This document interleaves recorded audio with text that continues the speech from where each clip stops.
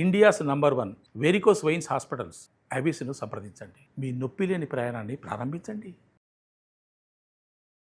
వాగర్థావివ సంపృక్తౌ వాగర్థ ప్రతిపత్తయే జగతః పితరౌ వందే పార్వతీ పరమేశ్వరౌ.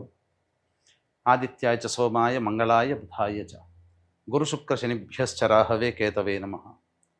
శృంగేరి జగద్గురు పీఠాధిపతులకి, కంచి పీఠాధిపతులకి నమస్కారములు తెలియచేసుకుంటూ కార్యక్రమాన్ని ప్రారంభిద్దాం. జూలై నెల 16వ తారీఖు నుంచి 31వ తారీఖు వరకు ద్వాదశ రాశుల వారికి సంబంధించినటువంటి శుభ అశుభ ఫలితాలు, ఏ రోజుల్లో మానసికంగా ఆనందంగా ఉంటారు, ఏ రోజుల్లో అసంతృప్తి ఆందోళనతో ఉంటారు, అలాగే ఏ రోజుల్లో ఖర్చులు ఎక్కువగా ఉంటాయి, ఏ రోజుల్లో ఆదాయ మార్గాలు ఎక్కువగా ఉంటాయి, ఉద్యోగ సమస్యలు, ఇలాంటి వివరాల గురించి క్లుప్తంగా తెలియజేసే ప్రయత్నం చేస్తాను. కాబట్టి వీక్షించేటువంటి ప్రేక్షకులకి చిన్న గమనిక, మీరు మీ యొక్క జన్మ నక్షత్రం ఏదైతే ఉంటుందో ఆ నక్షత్రం ప్రకారం ఉన్నటువంటి రాశినే మీరు పరిగణనలోకి తీసుకోవాలి. నామ నక్షత్రం పేరు మీద ఉన్నటువంటి రాశిని తీసుకోకూడదు. జన్మ నక్షత్రం లేని వాళ్ళు నామ నక్షత్రం పేరు మీదనే చూసుకోవాలి. పైగా చాలామంది సన్ జొడాయిక్ సైన్, అంటే ఈ మంత్ నుంచి ఈ మంత్ మధ్యలో పుట్టినటువంటి వాళ్ళు ఒక రాశికి చెందుతారని చెప్పి సూర్యమాన సిద్ధాంతం ప్రకారం ఉంటుంది. అది ఈ చెప్పబోయేటువంటి ఫలితాలకి అది ఏమాత్రం కూడా సరిపోదు. అది విషయాన్ని గమనించుకొని చూసుకోవాలి. కాబట్టి జన్మ నక్షత్రము, జన్మ రాశి లేదా ఈ రెండు లేకపోతే నామ నక్షత్రము, నామరాశి మీద ఉన్నటువంటి వివరాలనే మీరు ఆ రాశి ప్రకారమే చూసుకుంటే మీకు రమారమిగా మీ ఈ చెప్పబడే ఫలితాలు మీకు సరిపోతాయని చెప్పవచ్చు. ఇక కార్యక్రమంలోకి బయలుదేరదాం. జూలై 16వ తారీఖు నుంచి 31వ తారీఖు వరకు ధనుస్సు రాశిలో జన్మించినటువంటి వారికి ఏ విధంగా ఉండబోతుందో తెలుసుకునే ప్రయత్నం చేద్దాం. ఈ యొక్క ధనుస్సు రాశిలో జన్మించినటువంటి వారికి గురువు అనుకూలంగా ఉన్నటువంటి ఈ కారణం చేత అన్ని విధాలుగా సహాయ సహకారాలు ఇతరులతో వస్తాయి, సందేహం లేదు. ఆనందదాయకంగా గడుపుతారు. ధనపరమైనటువంటి సమస్యల్ని చాలా మటుకు మీరు చక్కటి ఆలోచన విధానంతో సమస్యల్ని పరిష్కరించుకోగలిగితే అవకాశాలు మీకు ఎదురవుతాయి. కాబట్టి గురువు అనుకూలంగానే ఉన్నటువంటి కారణం. అయితే శుక్రగ్రహము అనుకూలంగా లేని కారణం చేత ప్రధానంగా సమస్యలు అనేటువంటివి ఉంటాయి. భాగస్వాములతో కావచ్చు, లేకపోతే ధనపరమైనటువంటి విధంగా కావచ్చు, లేదా కుటుంబ పరంగా దంపతుల మధ్య కానీ, వ్యాపార భాగస్వాముల మధ్య కానీ అనవసరమైనటువంటి అనుమానాలకు తావిచ్చే విధంగా మీ ప్రయత్నాలు ఉండడం వల్ల ఇబ్బందికర పరిస్థితులు. కాబట్టి జాగ్రత్తలు పాటించండి. శుక్రుడు అనుకూలంగా లేడు కాబట్టి వ్యాపారం చేసే భాగస్వాములతో కానీ, జీవితాన్ని పంచుకునే జీవిత భాగస్వాములతో కానీ అనుకూలంగా ఉండే ప్రయత్నం చేయండి. చాలా మటుకు మౌనాన్ని పాటించండి, సమస్యలు పరిష్కరించబడతాయి. ఇక రవి అనుకూలంగా లేని కారణం, ఈ కారణం చేస్తున్నటువంటి వృత్తి ఉద్యోగాల్లో కొన్ని మార్పులు చేర్పులు చోటు చేసుకుంటాయి. ఇబ్బందులు తప్పవు.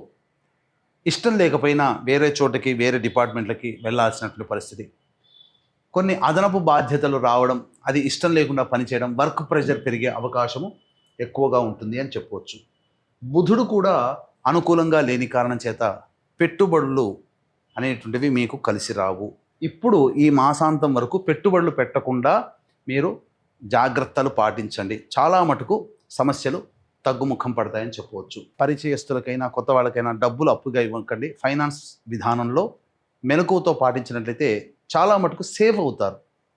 ఇక కుజుడు కేతువు కూడా అనుకూలంగా లేరు కావున ఏమవుతుంది, సమస్యలు ముఖ్యంగా న్యాయ సంబంధమైనటువంటి విషయాల్లో కొంత ఇబ్బందికర పరిస్థితులు ఎదురవుతాయి. ఆస్తిపాస్తుల విషయాల్లో కొంత వాగ్వివాదాలు చోటు చేసుకునే అవకాశం ఉంటుంది. వృధా ఖర్చులు కుజగ్రహ ప్రభావం వల్ల పెరుగుతాయని చెప్పవచ్చు.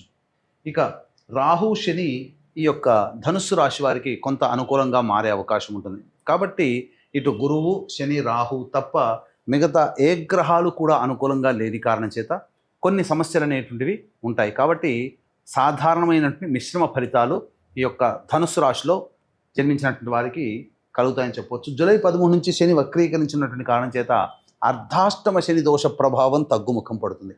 ఇప్పటి వరకు మీకు పెండింగ్లో ఉన్నటువంటి పనులలో కొంత చలనం వస్తుంది, తద్వారా పనులు అవుతున్నట్టుగా అనిపిస్తుంది. ఈ సమయం శని అనుకూలంగా ఉండేటువంటి సమయం, గురువు కూడా అనుకూలంగా ఉన్నాడు కాబట్టి మీరు చేసే ప్రయత్నాల్లో దైవానుగ్రహాన్ని పొందే ప్రయత్నం గనక చేసుకుంటే తప్పకుండా మీకు అనుకున్న పనులు సజావుగా పూర్తి అవుతాయని చెప్పవచ్చు. ఈ రాశిలో జన్మించినటువంటి స్త్రీలకి ముఖ్యంగా అవమానాలు ఎదురవుతాయి. ఎక్కడైతే గౌరవింపబడ్డారో అక్కడ కొంత ఇబ్బందికర పరిస్థితులు అనేటివి కలుగుతాయి. కాబట్టి జాగ్రత్తలు పాటించండి. ధనపరమైనటువంటి విషయాల్లో ఎవరిని గుడ్డిగా నమ్మకండి. అన్ని విధాలుగా మీ కుటుంబ సభ్యులు మీకు విలువ ఇవ్వకపోతున్నారే అనే బాధ మిమ్మల్ని ఎక్కువగా పీడిస్తుంది. కాబట్టి సమయం కలిసి లేనప్పుడు ఏం చేస్తామండి? ఎవరైనా కానీ తప్పదు. దేవతామూర్తులకే తప్పలేదు, మనం ఎంత. ఇక ముఖ్యంగా మీరు తీసుకునే నిర్ణయాలు ఇతరులు పాటించకపోవడం, తద్వారా మీకు కొంత బాధ కలుగుతుంది. మీ సలహాలు సూచనలు ఏవి కూడా ఎదుటి వాళ్ళకి నచ్చవు. కాబట్టి మీరు చేయాల్సిందల్లా కూడా మౌనాన్ని ఆశ్రయిస్తూ మిమ్మల్ని అడిగితే తప్ప మీరు ఉచిత సలహాలు ఎవరికి ఇవ్వకుండా ఉంటే చాలా మటుకు మీరు సేఫ్ సైడ్లో ఉంటారని చెప్పవచ్చు. ఈ రాశిలో జన్మించినటువంటి గర్భవతులకి సాధారణంగా జాతకరీత్యా మంచి శుభవార్తలు వింటారు. కానీ 29, 30, 31 ఆ 3 రోజులు వైద్యుల సలహాలు కనుక పాటిస్తే కాస్త సేఫ్ సైడ్లో ఉంటారని చెప్పవచ్చు. అలాగే వివాహం కావాల్సినటువంటి అబ్బాయిలకి అమ్మాయిలకి చక్కగా వివాహ సంబంధాలు కుదురుతాయి. నిశ్చయితాంబులాలు కూడా వెళ్ళవచ్చు. ఇక ఈ రాశిలో జన్మించినటువంటి విద్యార్థులు విద్యార్థినులు ఎవరైతే ఉంటారో వాళ్ళకందరికీ కూడా కోరుకున్నటువంటి పాఠశాలలో లేదా యూనివర్సిటీలో మీకు సీట్ లభించే అవకాశం ఉంటుంది. అన్ని విధాలుగా ఆనందదాయకంగా ఉంటుంది. కాకపోతే మిశ్రమమైనటువంటి ఫలితాలు కలుగుతాయి. దైవ అనుగ్రహాన్ని పొందే ప్రయత్నం చేస్తేనే చాలా మటుకు శుభ ఫలితాలు పొందుతారని చెప్పవచ్చు. ఈ రాశిలో జన్మించినటువంటి వారికి 16 నుంచి 31 తారీఖు వరకు మంచి చెడు, ఆదాయము వ్యయము, సుఖము దుఃఖములు ఎలా ఉంటాయో తెలుసుకునే ప్రయత్నం చేద్దాం. ఇక 16, 17 తేదీల్లో తల్లిగారి ఆరోగ్యం పట్ల శ్రద్ధ వహించాల్సినటువంటి పరిస్థితి. అలాగే వాహన మరమ్మతులు, గృహ మరమ్మతులకి ఎక్కువగా ఖర్చు అయ్యే అవకాశాలు ఉంటాయి. వాహనాన్ని నడిపేటప్పుడు జాగ్రత్తలు పాటించాలి. మీరు ఎదుటి వాళ్లతో నవ్వుతూ పలకరించండి. ఎందుకంటే సంతోషము వ్యక్తం చేస్తే చాలా మటుకు సమస్యలు క్లియర్ అవుతాయని చెప్పవచ్చు. ఇక 18, 19, 20 తేదీల్లో వృధా కాలయాపన ఉంటుంది. అలాగే ఏ పని చేయాలన్న ఆసక్తి ఉండదు, బద్ధకం పెరుగుతుంది. అన్నిటికంటే ముఖ్యంగా మీ ఆరోగ్యం పట్ల శ్రద్ధ వహించాలి. జ్వరపీడితం అయ్యే అవకాశం ఉంటుంది. ఇక 21, 22, 23, 24 ఈ తేదీలలో మీరు అన్ని విధాలుగా అనుకూలమైనటువంటి పరిస్థితిలో ఉంటారు. విందులు వినోదాల్లో పాల్గొంటారు. కుటుంబ సభ్యులతో సంతోషంగా గడుపుతారు. ప్రయాణాలు లాభిస్తాయి. నూతన వ్యక్తులు పరిచయం అవుతారు. అలాగే ఖర్చులకు మించిన ఆదాయం లభించడం ద్వారా సంతోషంగా ఉంటారు. అన్ని విధాలుగా శుభ సంకేతాలు ఈ 4 రోజుల్లో ఏర్పడుతుందని చెప్పవచ్చు. అయితే వీక్షించేటువంటి ప్రేక్షకులు కూడా విశ్వేశ్వరుని యొక్క ఆజ్ఞ మేర కాశీ క్షేత్రంలో ఉండడం జరుగుతుంది. జూలై 24వ తేదీ అమావాస్య పునరుసు నక్షత్రం గురువారం కలిసిన అద్భుతమైన రోజున మీ పితృదేవతల యొక్క ఆత్మతృప్తి కోసం పిండ ప్రదాన కార్యక్రమాలు అనేటివి చేయించడం జరుగుతుంది. ఎక్కడ చేసిన దేవతలే ఆ ఫలితాన్ని మీ పితృదేవతలకు అందిస్తే, కాశీక్షేత్రంలో జరిగేది మాత్రం సాక్షాత్తు పితృదేవతలే వచ్చి ఆ ఫలితాన్ని తీసుకుంటారు. కావున అవకాశం ఉంటే పిండ ప్రదాన కార్యక్రమం ఆ గురువారం రోజున మధ్యాహ్నం జరుగుతుంది. అలాగే సాయంకాలం పూట పుష్యమి నక్షత్రం గురువారము అమావాస్య అద్భుతమైన రోజు అండి. ఆ రోజున మీ జాతకరీత్యా కలుగు విద్య, వివాహ, ఉద్యోగ, దాంపత్య, సంతాన, అనారోగ్య సమస్యల నివారణకి, అలాగే మేష, మిథున, కర్కాటక, సింహ, కన్య, వృశ్చిక, ధనస్సు, కుంభమీన రాశిలో జన్మించిన వారికి దోష నివారణార్థమై క్షేత్రపాలకురాలు వారాహి, క్షేత్రపాలకుడు కాలభైరుడు కాబట్టి ఈ దేవతల హోమాలతో పాటుగా ప్రత్యంగిర, బగళాముఖి మరియు రాజశ్యామల, సుదర్శన హోమాలు అనేటువంటి జరిపించడం జరుగుతుంది. అవకాశం ఉన్న వాళ్ళు కార్యక్రమంతో కాంటాక్ట్ చేసి గురువారం సాయంత్రం లోపల మీ గోత్రనామాదులు నమోదు చేసుకోవచ్చు. ఇక 25, 26 తేదీల్లో చేస్తున్నటువంటి వృత్తి ఉద్యోగంలో కాస్త ఆందోళనగా ఉంటుంది. అనవసరమైన ఖర్చులు ఉంటాయి. ప్రశాంతత లేని జీవితం, ఏదో ఒక భయం మిమ్మల్ని వెంటాడుతుందని చెప్పవచ్చు. 27, 28 ఈ తేదీలలో తండ్రి గారి ఆరోగ్యం పట్ల శ్రద్ధ వహించాల్సినటువంటి పరిస్థితి. అలాగే ఆస్తి పంపకాలకు సంబంధించినటువంటి విషయాల్లో చర్చకు వస్తాయి. సంతానంతో విభేదాలు పెరుగుతాయి కాబట్టి లౌక్యంతో వ్యవహరించండి. 29, 30, 31 ఈ తేదీల్లో నిరుద్యోగస్తులకి ఉద్యోగం లభించే అవకాశం, లేదా ఉద్యోగం చేస్తున్నటువంటి వాళ్ళకి ప్రోత్సాహకాలు పెరుగుతాయి. అన్ని విధాలుగా ఆనందదాయకంగా ఉంటుంది. ఖర్చుకు మించిన ఆదాయం కూడా లభిస్తుంది. అన్ని విధాలుగా శుభంగా ఉంటుందని చెప్పవచ్చు.